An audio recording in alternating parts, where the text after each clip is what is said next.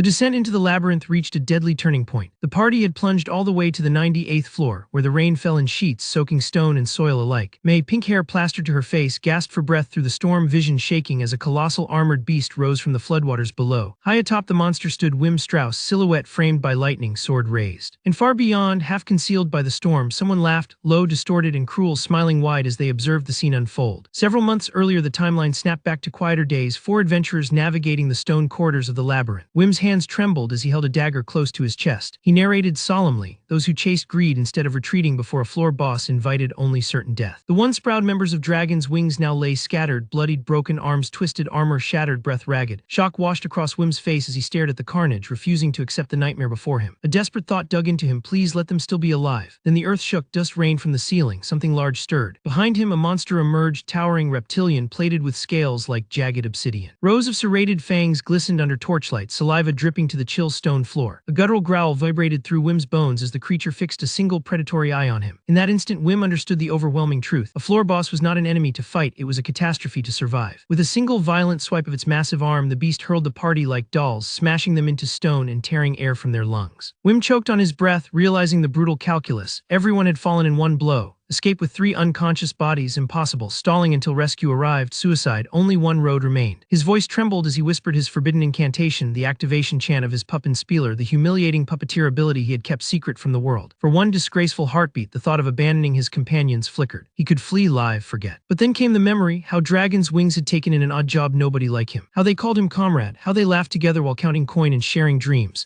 Somewhere in the shadows, someone laughed again, a mocking voice drinking in the tragedy with pleasure. The beast roared, and Whim, trembling but resolved, bared his teeth. If he died here, he would die as their ally, not as a coward. It was the proudest moment of his young life. The vision faded, replaced by the soft lamplight of their safe house, where laughter once filled the kitchen and morning coffee warmed the hands of weary adventurers. Present day now, Whim stood before them, before his teammates, heart racing as he sensed the strange tension choking the room. He blinked in confusion. Why had their smiles disappeared? Why were their eyes so distant and cold? Before he could piece the puzzle together, steel flashed. Kronos, the party leader, thrust a heavy blade toward Whim's throat, the edge kissing the tender skin beneath his jaw. Get lost, Kronos spat, venom dripping from each syllable. Scum like you doesn't belong here anymore. Mage Mies and Priest Nikir stood behind him, arms crossed, expressions twisted in disdain. There was no sympathy, no hesitation, only betrayal. Oh please, Mies sneered, as if we'd keep some low-tier grantor who lucked into a final hit. Nikir added mockingly, it's obvious you don't belong in an elite party like ours. Whim stuttered, stunned. He never imagined the victory that nearly cost them their lives would be reduced to a petty argument of credit. Kronos scoffed. Your little finishing hit meant nothing. My blade and Mies' magic cornered the boss. You were just baggage. The memory resurfaced vividly, Whim kneeling over the fallen creature, lungs burning, hoping just once for someone to tell him he'd done well. Instead, they had cursed him. They accused him of weakening their buffs, screwing up their timings, and causing them to get struck at critical moments. Each accusation cut deeper than the last. Every failure, every misstep in the labyrinth, all laid on him. A cold realization crawled across his mind. They had despised him from the very beginning. Whim's lips trembled, voice cracking under the weight of betrayal. With no strength left for pride, he bowed his head, apologizing through tears for mistakes he didn't understand. He begged them to let him stay, not out of ambition, but out of fear. As a mere grantor, no guild would take him. Without Dragon's Wings, he had nowhere else to go. No purpose, no future. Kronos watched his pathetic pleading with bored eyes. Then slowly, cruelly, he proposed a game to settle Whim's fate. Defeat me in combat, he said, sword raised mockingly. Win and you stay. It was impossible. Whim wasn't even a combatant. The absurdity tore a strained laugh from his lungs. A miracle would be kinder than this. Enraged by his laughter, Kronos seized him by the throat, lifting him off the ground with one arm. Whim clawed at his wrist, choking as the older man snarled, you worthless little worm, beginner buffs, beginner skills, and you dare disobey your leader. With a thunderous slam, he hurled Whim to the floorboards like trash. The grantor collapsed, coughing blood and shame. Tears fell, mixing with dust as he thought of how desperately he had wanted to repay the people who once called him family. And then a shadow stretched across the room. High-heeled boots clicked against wood as a new figure stepped through the doorway. Whim's vision swam, blood dripping down his cheek as he lifted his head to look. Who? He whispered, voice trembling through pain and tears. Kronos' blade lowered just enough for him to gesture toward the woman beside him. This is Sophia, he declared. She'll be taking your place, we've already decided.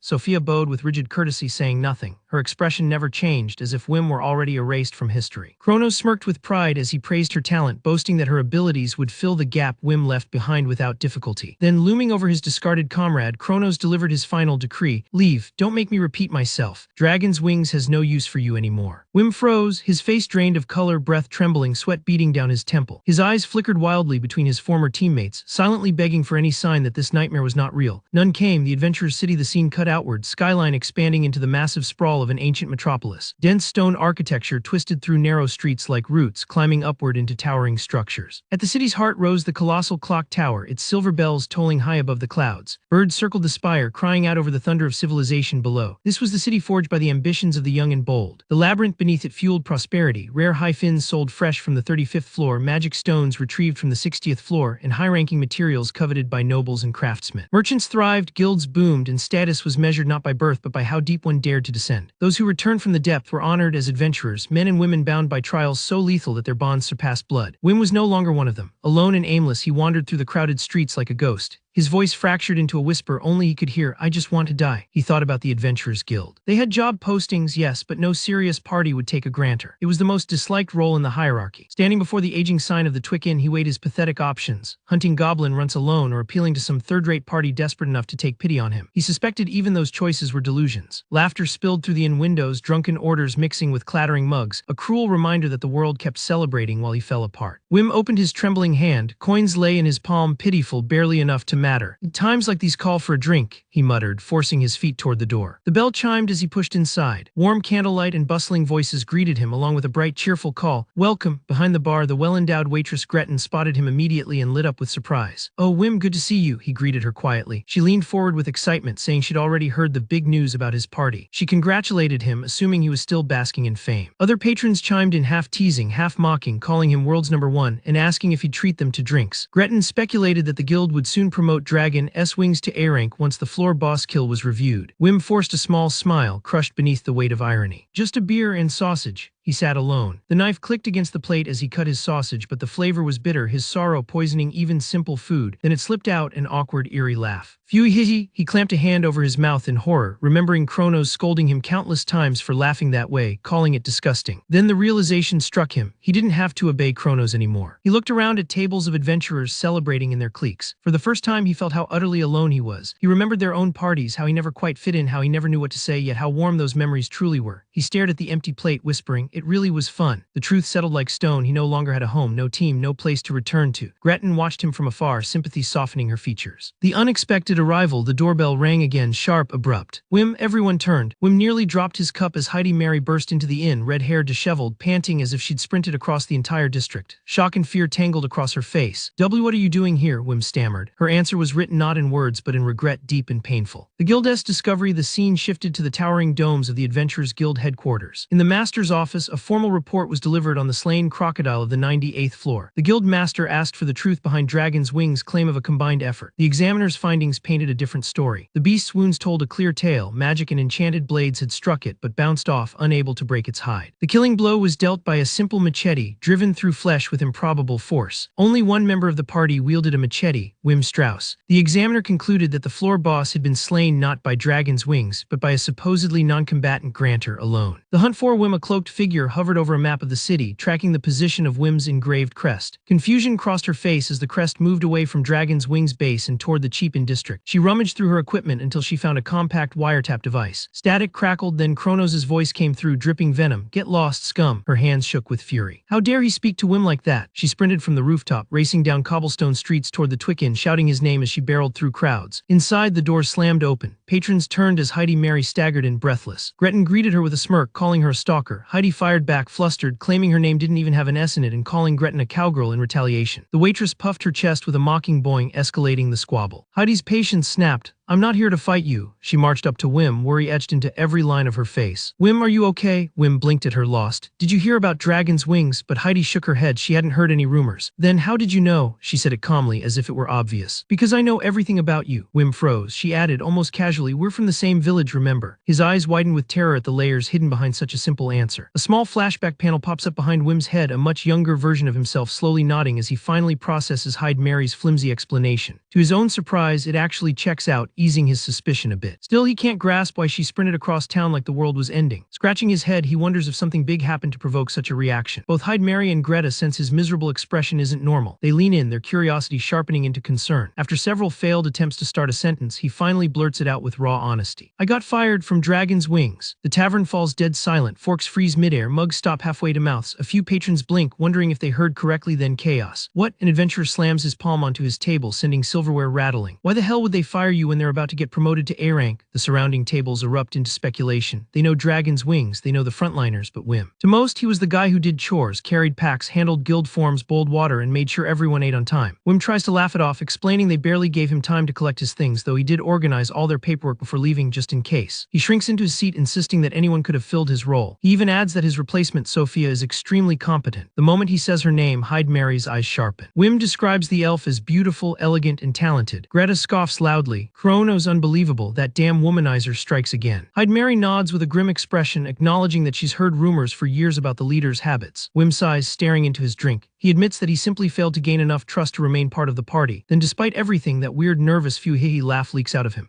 He instantly slaps a hand over his mouth, eyes wide. Chronos used to hate that laugh, said it was embarrassing, said it made him look pathetic. Hyde Mary leans forward with a gentle, almost teasing smile. You still haven't fixed that little laugh of yours. Whim turns away in shame, quietly asking if she finds it disgusting too, but she shakes her head. No, I don't think it's repulsive at all. It suits you. It feels like you. Her voice softens at the edges. Whim almost chokes, flustered beyond belief, warning her not to say things like that unless she wants him to misunderstand. Hyde Mary rests her cheek in her palm, eyes burning with sincerity. I don't mind if you misunderstand. Steam practically bursts from Whim's ears as he frantically waves his hands and begs her to stop messing with him. Greta watches with an expression that sits somewhere between exhausted and entertained. As the awkward romantic tension fizzles out, Whim circles back to the original issue. Staring at the amber depths of his drink, he admits he still doesn't understand why he was fired. Hyde Mary lifts her glass, calmly stating something Whim never considered. You killed the floor boss by yourself. Whim blinks. Huh, what are you talking about? That's impossible. But Hyde Mary sets her drink down with conviction. No one else in Dragon's Wings could kill it, so it had to be you. Panicked, Whim waves both hands like a man denying a felony. He claims it was just a freak coincidence, a finishing blow lined up after everyone else had worn the boss down. Hyde Mary cuts him off sharply. No, the floor boss only took damage from you, 0 from the others. Whim stares blankly, then laughs nervously. He insists she's overestimating him because he's just a support mage. He was just trying not to drag the team down. He rubs his neck and mutters that he has no idea why she thinks so highly of him when he can barely think of himself as anything but a failure. Hyde Mary slams the table so hard the plates jump. Her irritation explodes as she shouts at him to stop being so pathetic and spineless. Then she spins toward the counter, orders a beer, and refers to Greta as cowgirl without missing a beat. Greta protests that Hyde Mary is terrible with alcohol. Hyde Mary screams louder, demanding the drink anyway. Greta reluctantly brings one enormous wooden tankard and slams it in front of her. Hyde Mary chugs, wipes her mouth, then drunkenly lectures about cognitive dissonance and the fable of the fox and the grapes, only to faceplant onto the table mid-sentence and pass out cold. A few seconds later, she snaps awake again, demanding another drink, only to be reminded she hasn't finished her first. Whim sighs and declares the night officially over. As he prepares to leave, Hyde Mary slides a business card across the table. Whim reads the name, Naklu. He freezes. Naklu, the top A-rank party of the city, famous for strict recruitment and absurd standards.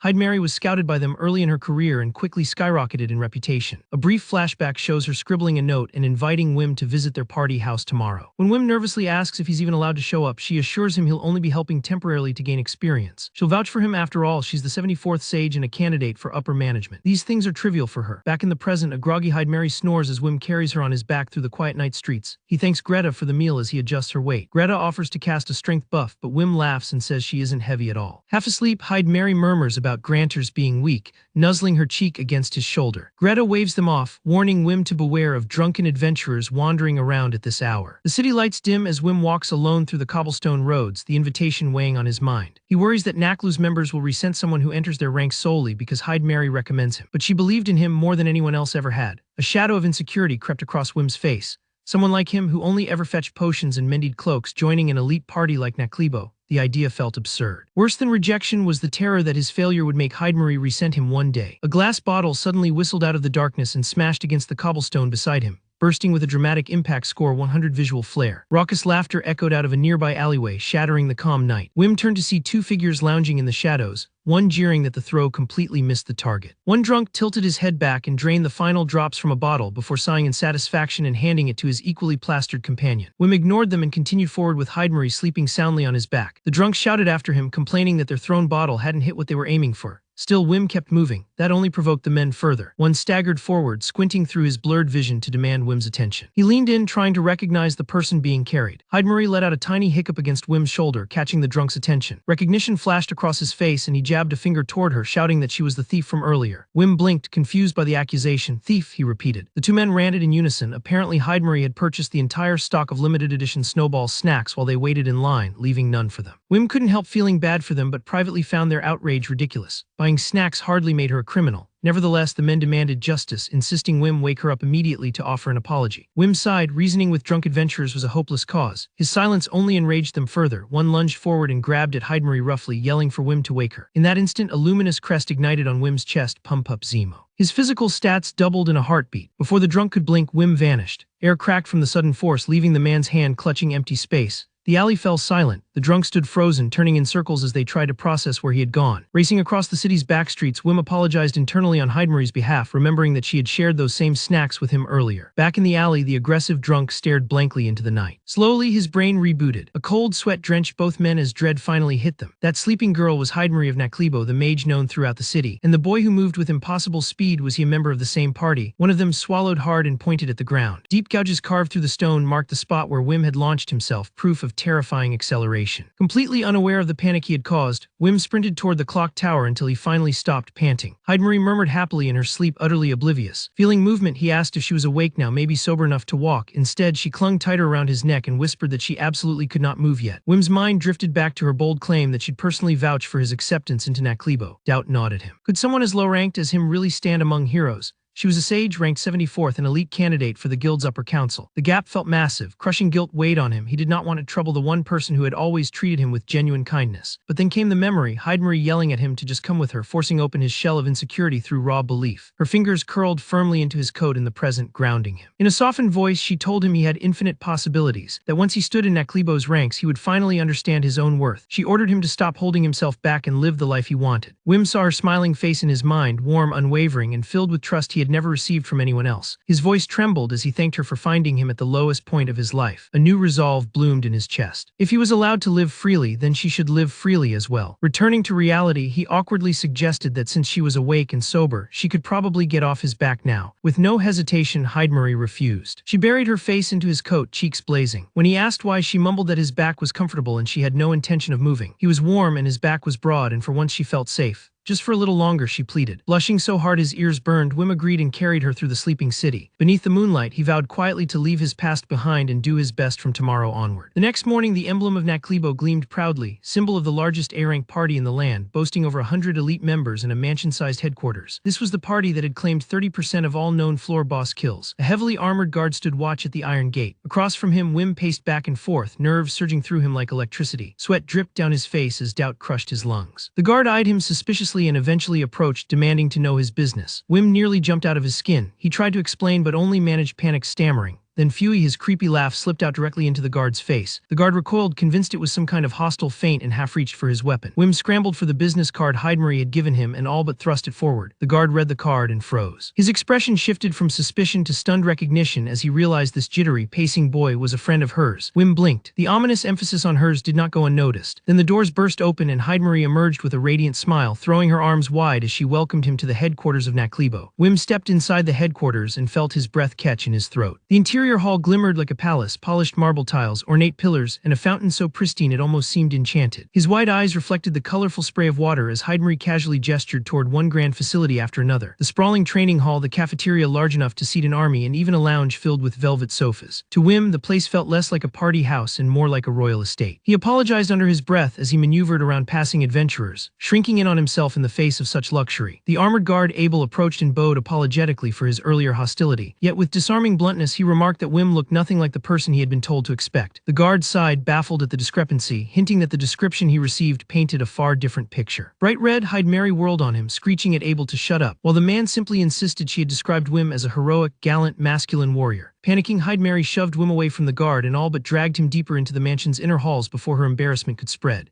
They entered the central gathering hall, a lively hub humming with conversation as high-ranking adventurers compared intel and prepared for their next dives. Heidemarie strode up to a seated figure and formally announced that she had delivered the new recruit. A cold, commanding gaze lifted from paperwork, pinning Whim in place. The woman, draped in sleek silver hair like tempered steel, regarded him without a word. The pressure of her presence alone made his lungs tremble. Only one name matched the aura he felt: Camilla, the silver-haired leader of Nacht Libel, the celebrated spearpoint of their guild. Camilla sized him up, noting aloud that he was far smaller than expected for someone with such rumors trailing behind him. Then with a bark of laughter, she teased him about the circulating tales, claiming he was a handsome, masculine hero of great renown. Whim froze while Hidemarie wilted behind him in mortified despair. A gauntleted hand extended toward him, joints creaking beneath immense strength. Whim shook it despite his nerves, introducing himself in a shaky voice as a former member of Dragon's Wings. Camilla's amusement softened into genuine approval as she tested his grip, surprised by the hidden force behind it. With a warm smile, she welcomed him to Naklibal, explaining that Hidemarie had already spoken in detail of his capabilities. Whim sheepishly admitted that his mana reserves were low and that he mostly handled chores. Camilla raised an eyebrow and inquired about his role in his previous party, only to learn that he was responsible for detection, reconnaissance, and basic operational work. When Whim started to mention being fired, Hidemarie shoved her hand over his mouth to stop him from sabotaging himself further. Ignoring the squabble, Camilla coolly assigned Whim to rearguard support for their upcoming scouting dive. Whim blinked in stunned disbelief, sputtering as he realized she meant right now. His panic rose as he protested that he had never raided with a party this enormous,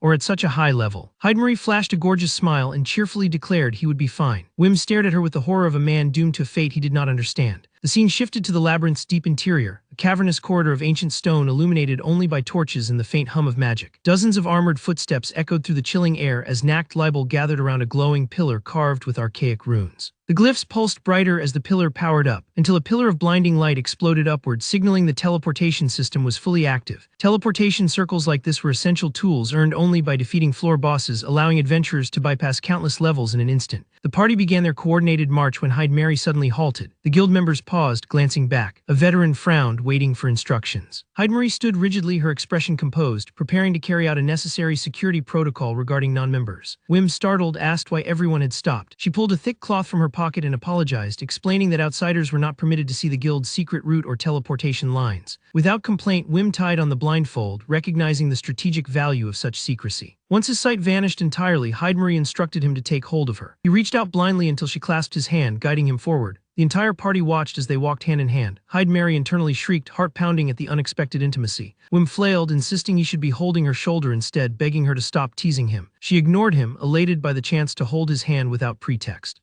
With Hidemarie's guidance, Whim followed the group across multiple teleportation points, jumping deeper and deeper into the dungeon through invisible routes normal adventurers would never witness. Moments later, the teleportation signatures faded and the group emerged into the sprawling expanse of the 97th floor. Massive stone structures stretched into the foggy distance, haunted by the silent threat of horrors lurking beyond sight. Whim stood rooted in place, stunned that an A-rank guild had descended so far and so quickly. Awe melted into dread as he reminded himself how useless he was, convinced he had nothing to offer a group like this, nothing at all. Naklibal marched forward. Whim silently fretted as they marched onward, terrified that his habit of imitating others would only slow down a party this large and capable. Hidemarie glanced over her shoulder, catching his whispered self-doubts. Instead of growing irritated, she smiled to herself. Caution was a virtue among adventurers, not a flaw. His private spiraling was abruptly cut short when he slammed face first into something solid. Startled, he looked up to find Camilla towering over him with amused composure. The silver-haired leader offered a gentle smile and advised him not to wind himself so tight. She reminded him that he had already conquered this floor's boss once before with his previous B-rank group, so there was nothing here that warranted fear. Their only mission today was to map the area, nothing more. Her unexpected kindness hit him harder than any trap could. Whim felt his throat tighten as moisture gathered at the corners of his eyes. He muttered a shaky acknowledgement, and Camilla reassured him once more that Naklibal was filled with good people. The tension uncoiled from his shoulders, allowing focus to take root. He inhaled deeply and began scanning the corridors for irregularities. A strange disturbance prickled at his senses, stopping him mid-step. He stared up at the dungeon walls, uncertain whether he was hearing something or simply imagining it. His mind raced with possibilities, a trap mechanism, a hidden monster, an omen of danger. Choosing caution over pride, Whim widened his detection field. He extended his hand forward, channeling mana until a complex magic circle bloomed into existence.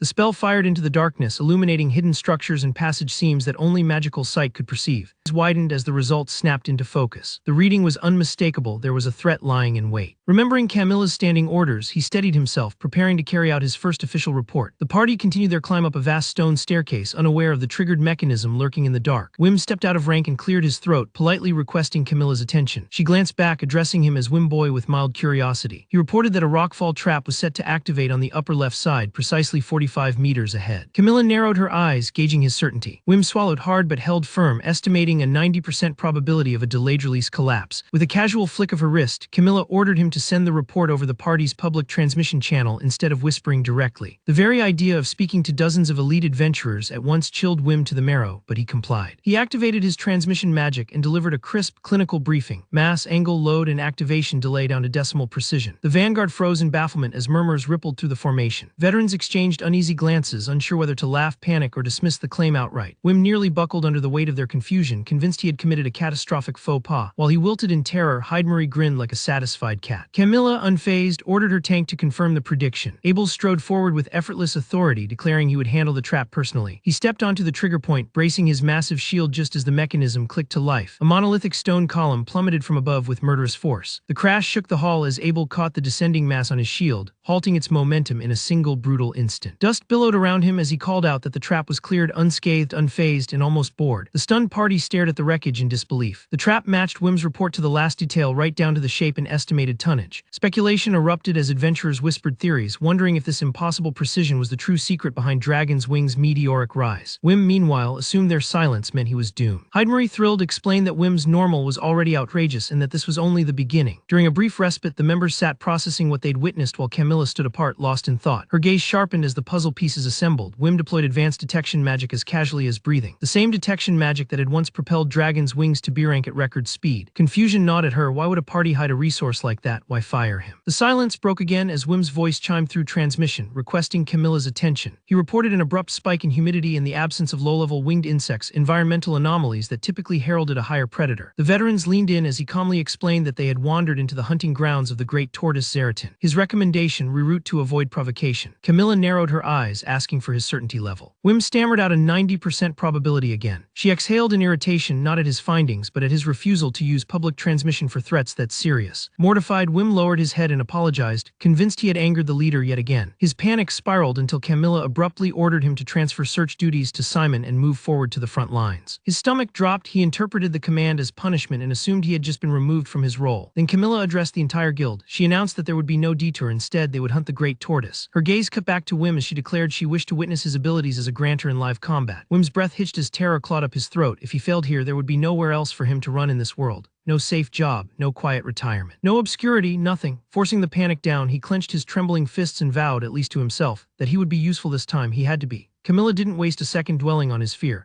She pivoted instantly, demanding an enemy status report from the second scout. Simon adjusted his detection magic, eyes sharpening as he announced the target was asleep roughly 200 meters ahead. The leader's commands followed in rapid succession, able to the vanguard, Hidemarie, to prepare her spell systems. The elite members of Nacht Libel responded as one, voices tight and disciplined as they shifted into formation. Then Camilla pointed at Whim, singling him out. His assignment: support Abel with buffs. A critical position, one where failure meant disaster. Whim's voice cracked as he shouted his acknowledgement, forcing courage into his lungs. This battle would decide everything, whether he belonged here or whether he truly had no place left at all. Closing his eyes, he chanted the words he'd repeated countless times since childhood. His ideal life: quiet, hidden, anonymous, helping others from the shadows, then fading out before anyone ever noticed. That was all he'd wanted, just to be useful without being seen. But as he opened his eyes again, a sharp, merciless gaze shattered that fantasy. Reality had veered violently off course. There was no anonymity here, no peace. Just a giant great tortoise grinding rubble beneath its jaws and a legendary party watching his every move. Hidemarie nudged him forward, urging him to attack now while the monster was distracted by its meal. With everyone watching, she argued, this was the perfect moment to prove he belonged. High on the ruins above, Camilla and the elites of Nacht Libel stared down at him, expressionless, calculating, waiting. The weight of their judgment made his legs quake. His heart hammered against his ribs as he swore he would not repeat his earlier mistake. Not again. But even as he tried to focus, his mind spiraled, revisiting every failed conversation, every awkward request, every moment where his words had fallen short and caused trouble. Hyde called his nickname once, twice. He did. Only when she leaned in and screamed directly into his ear did his fog finally shatter. She flashed him a fearless grin and asked, no, expected the usual support buff for an ice spear attack. Whim stared at her back, stunned by the casual familiarity of that request. The word sparked something warm and nostalgic. Their duo dives, their synergy, their trust. Suddenly the weight crushing him evaporated, replaced by something bright. He pumped his fists, smiling for real as he thanked her. He was ready. Hidemarie's strange mechanical apparatus whirred to life, gears locking and mana channels snapping into place. She struck a dramatic stance, declaring it was time to show the guild their true power. Whim immediately noticed enhancements 3 times the density in a frame half the size, pure Hidemarie genius. He couldn't help but grin. The sage-initiated generation. Mana condensed, gathering into a luminous cluster high above the ruins. The great tortoise finally sensed danger, raising its massive head. The battlefield fell silent. Overhead, a massive spear of solid ice materialized with a thunderous crack, its sheer size dwarfing the structures below. Whim stared upward, awestruck. This scale was beyond ordinary spellcraft. Hidemarie laughed with unrestrained pride. The infographic clarified what scholars debated. Sorcerers and priests wield specific magic branches, but sages existed outside those rules entirely. Her class last sage was acknowledged as the strongest precisely because it allowed mastery of all magic types. She explained the core difference to Whim. Sages could generate the fundamental units of magic themselves, enabling the creation of entirely new spells from zero. With theatrical flair, she announced her approval of the grant furnished by grantor Whim Strauss. Whim smiled, accepting the connection, and began channeling the enchantment. Concentrating his mana, Whim cast the solid and frozen enchantments directly into the glowing magic circle. The circle expanded and linked with the suspended ice structure overhead. Heidemarie's eyes widened. She realized he hadn't buffed her body or gear, he had buffed the spell itself. The transformation was instantaneous. The ice projectile sharpened, intensified, evolved into a weapon of terrifying efficiency. The tortoise began its charge. Heidemarie roared for release. With a bone-shaking blast, the colossal spear launched forward, traveling so fast it blurred into a streak carved through the air. Impact followed in the next heartbeat, an earth-rending explosion of frost and stone. Ice splinters and shattered masonry erupted outward as a brutal shockwave tore across the battlefield. Camilla and her elites screamed, bracing as the blast hammered their position. The monster was obliterated, lifted off the ground, smashed into a ruined wall, punctured by massive ice spikes, and left motionless. Whim shivered from the cold aura and apologized sheepishly to Heidemarie, worried he had overcharged the enchantment. She assured him it was perfect and proudly reminded him that he had just proven his worth to the legendary party. She turned to Camilla with a radiant grin, asking for her thoughts on Whim's performance. A sharp crack echoed from the leader's direction. Her armor pauldron had split. Whim spotted the damage and immediately panicked, convinced he'd ruined everything again. Camilla merely called to Vimboy with a neutral tone that sent chills through him. He jumped, terrified. Ignoring the armor entirely, she ordered him to buff the shield unit for an incoming wyvern assault. Turning away from him, she noted calmly that this time, she wanted to see his defensive enchantment in action.